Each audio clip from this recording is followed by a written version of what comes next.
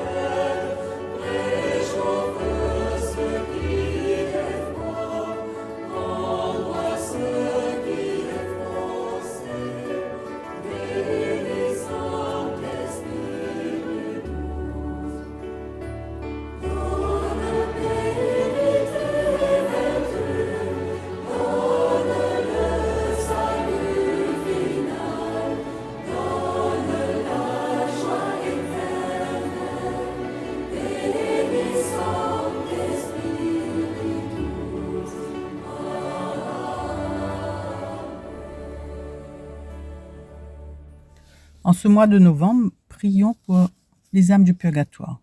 Prions pour tous nos défunts.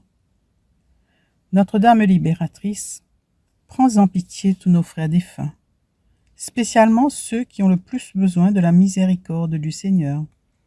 Intercède pour tous ceux qui nous ont quittés, afin que s'achève en eux l'œuvre de l'amour qui purifie. Que notre prière, unie à celle de toute l'Église, leur obtienne la joie qui surpasse tout désir et apporte ici-bas consolation et réconfort à nos frères éprouvés ou désemparés. Mère de l'Église, aide-nous pèlerins de la terre à mieux vivre chaque jour notre passage vers la résurrection. Guéris-nous de toute blessure du cœur et de l'âme. Fais de nous des témoins de l'invisible, déjà tendus vers les biens que l'œil ne peut voir. Des apôtres de l'espérance, semblables aux veilleurs de l'aube. Refuge des pécheurs et reine de tous les saints, rassemble-nous tous un jour pour la Pâque éternelle, dans la communion du Père, avec Jésus le Fils, dans l'Esprit Saint, pour les siècles des siècles. Amen. Notre-Dame de Montligeon, priez pour les âmes du purgatoire.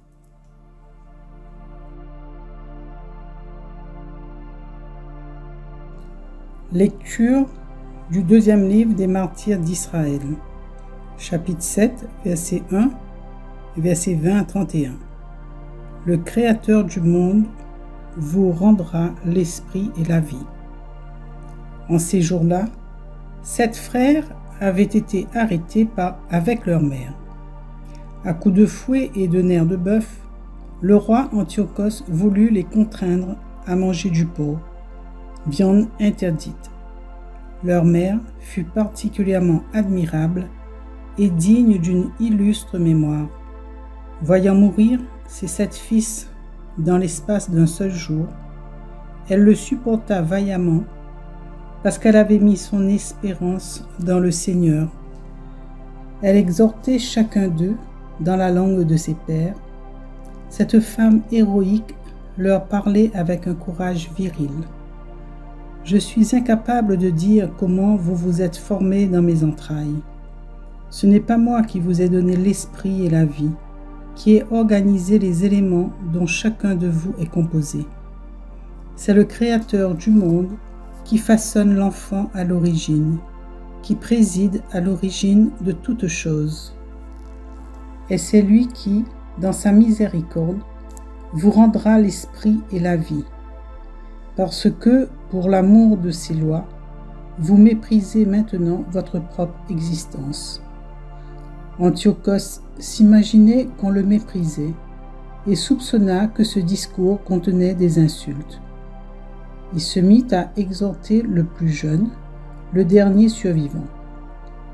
Bien plus, il lui promettait avec serment de le rendre à la fois riche et très heureux s'il abandonnait les usages de ses pères. Il en ferait son ami et lui confierait des fonctions publiques. Comme le jeune homme n'écoutait pas, le roi appela la mère et il l'exhortait à conseiller l'adolescent pour le sauver. Au bout de ces longues exhortations, elle consentit à persuader son fils. Elle se pencha vers lui et lui parla dans la langue de ses pères, trompant ainsi le cruel tyran. « Mon fils, aie pitié de moi. Je t'ai porté 9 mois dans mon sein. Je t'ai allaité pendant 3 ans. Je t'ai nourri et élevé jusqu'à l'âge où tu es parvenu. J'ai pris soin de toi. Je t'en conjure, mon enfant, regarde le ciel et la terre avec tout ce qu'ils contiennent. Sache que Dieu a fait tout cela de rien et que la race des hommes est née de la même manière. Ne crains pas ce bourreau, montre-toi digne de tes frères et accepte la mort, afin que je te retrouve avec eux au jour de la miséricorde. » Lorsqu'elle eut fini de parler, le jeune homme déclara : « Qu'attendez-vous ? Je n'obéis pas à l'ordre du roi, mais j'écoute l'ordre de la loi donnée à nos pères par Moïse. Et toi qui as inventé toutes sortes de mauvais traitements contre les Hébreux, tu n'échapperas pas à la main de Dieu. » Parole du Seigneur. Nous rendons grâce à Dieu.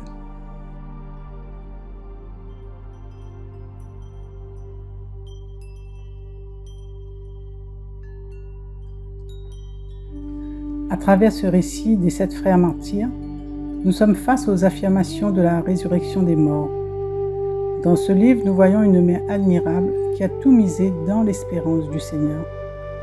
C'est elle qui va exhorter ses fils à mourir et leur permettre d'affronter la mort avec courage, en leur insufflant la foi en la résurrection des morts.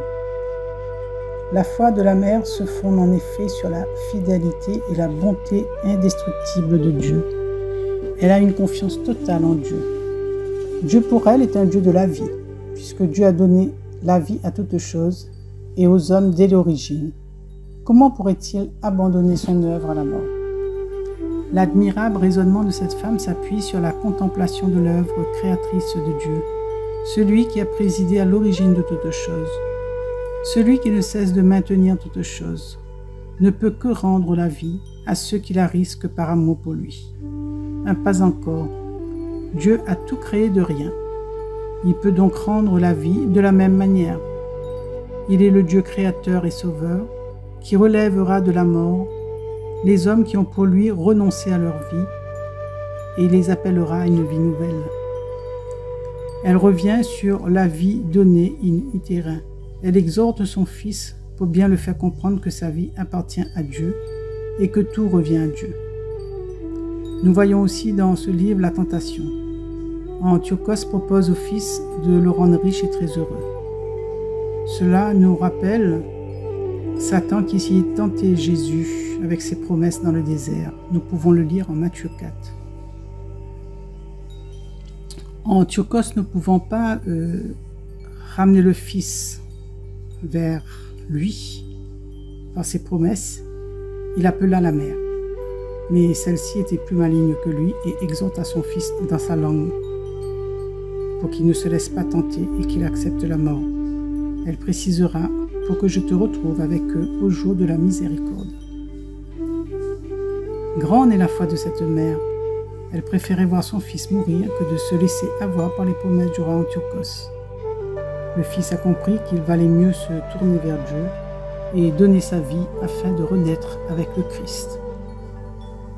Et nous, dans notre vie de tous les jours, laissons-nous tenter par les choses de ce monde ou alors écoutons-nous la parole de Dieu? Avons-nous la foi comme cette mère qui propose à son fils de laisser sa vie? Elle croit en la résurrection des morts. Et nous, croyons-nous en la résurrection des morts et la vie éternelle? Saint Paul nous dit, si nous ne croyons pas en la résurrection du Christ, notre foi est vaine. Seigneur, augmente en nous la foi. Augmente notre confiance en toi.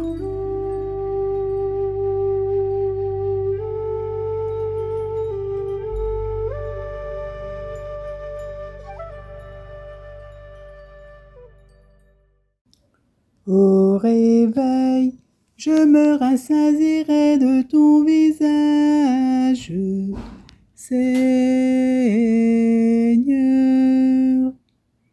Seigneur, écoute la justice, entends ma plainte, accueille ma prière. Mes lèvres ne mentent pas, tes yeux verront où est le droit. Au réveil, je me rassasierai de ton visage, Seigneur. J'ai tenu mes pas sur tes traces, jamais mon pied n'a trébuché. Je t'appelle, toi, le Dieu qui répond. Écoute-moi, entends ce que je dis. Au réveil, je me rassasierai de ton visage, Seigneur.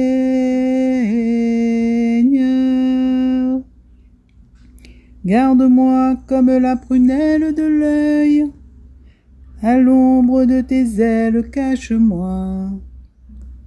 Et moi, par ta justice, je verrai ta face. Au réveil, je me rassasierai de ton visage. Au réveil, je me rassasierai de ton visage, Seigneur.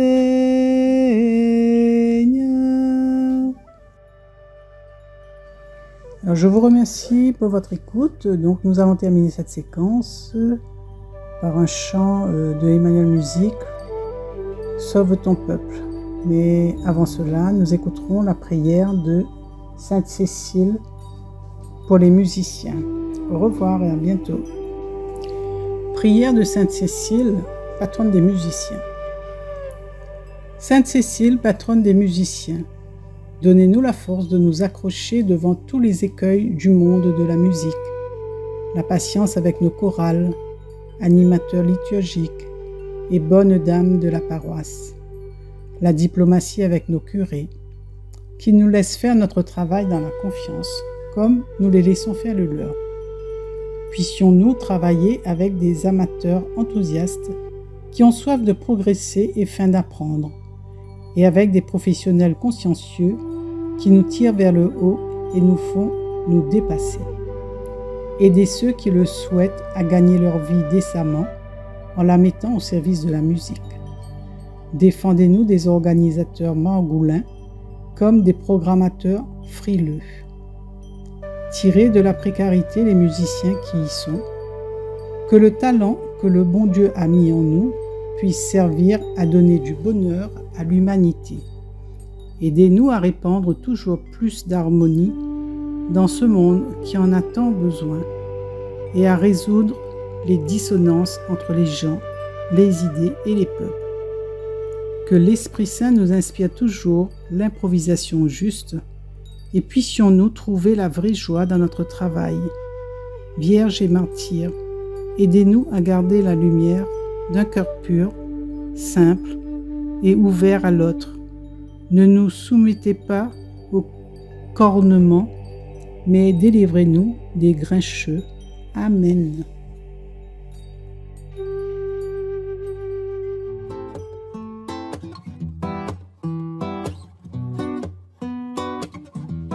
Sauve ton peuple, accorde ta grâce, nous chanterons ta miséricorde.